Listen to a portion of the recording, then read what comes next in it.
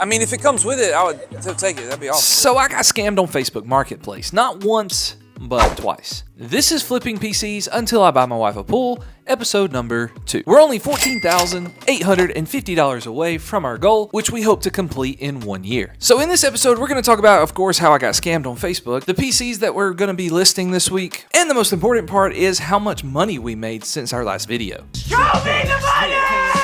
Now, in order to make money flipping PCs, you're really going to need to find some great deals on the used market on places like Facebook, eBay, Jawa, anywhere that sells used PC parts. Finding these good deals makes a huge difference in how much money you're going to make in the long run. Now, AM4 CPUs are some of the best bang for your buck that you can get on the market right now. There's still a good bit of upgradability, and you can find them pretty cheap with motherboards, and they give great gaming performance. So anytime I find a good deal on a Ryzen CPU, I just can't resist it, you know? So for my first Facebook Marketplace scam, I found a great deal on a Ryzen 5 5600X. Man, it came with a stock cooler, and he was only wanting like $130 for it. So I offered him $100. Typically I stay away from the 5600X because the 5600 is about the same and it's always cheaper. But since he took $100 for it, I thought, you know, why not? So I drove over an hour to meet this dude, or almost an hour. I guess it wasn't really quite an hour. And I was pumped until I got back home, put it in our test system here, and it was dead. No post. Yes, I checked the BIOS and all those things to make sure that it was fine. And it was definitely the CPU. So that's $100 down the drain for basically a Ryzen stock cooler, the most expensive Ryzen stock cooler ever. So the second deal was for a Ryzen 7 5800X, a really good CPU, and it come with an air cooler that's, you know, probably like $25-30. So I thought, man, for $140, this is a deal. He met me halfway, only had to drive like 30 minutes. I picked the deal up, got back home, and same thing. Booted it up,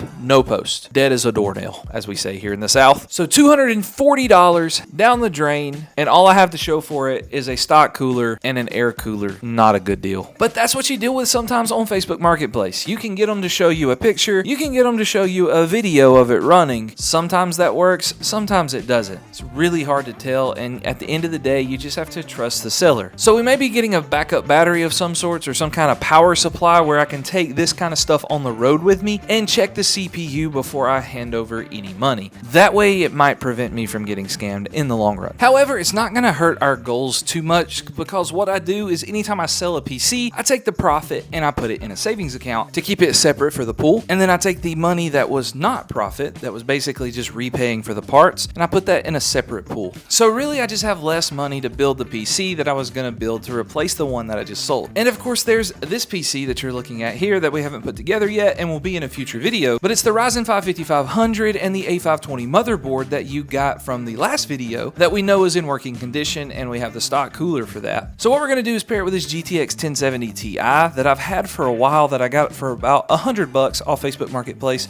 a few months back before we started this series, and I need to, you know, get it off my shelf. So that's the bulk of the build. To fill in the parts around it, we have this nice case from Entech that's only about $45, but it only come with one fan. So we picked up a pack of 3 all black fans to pair with it. Now, that's going to be a risk because, you know, RGB sells PCs and those fans were really cheap. So we'll just have to see if we can sell it in the all black form. If not, we'll just have to, you know, throw some cheap fans that are RGB in the system to hopefully sell it a little bit better. But it already had one black fan, so I thought, you know, adding 3 more black fans, and this case is not the best when it comes to, you know, showing the RGB fans through the case. So we're just gonna have to hope that this is enough. We got a 650 watt power supply and a 1 terabyte NVMe, as well as this 16 gig kit from Lexar that was on sale for like $35, I think, maybe.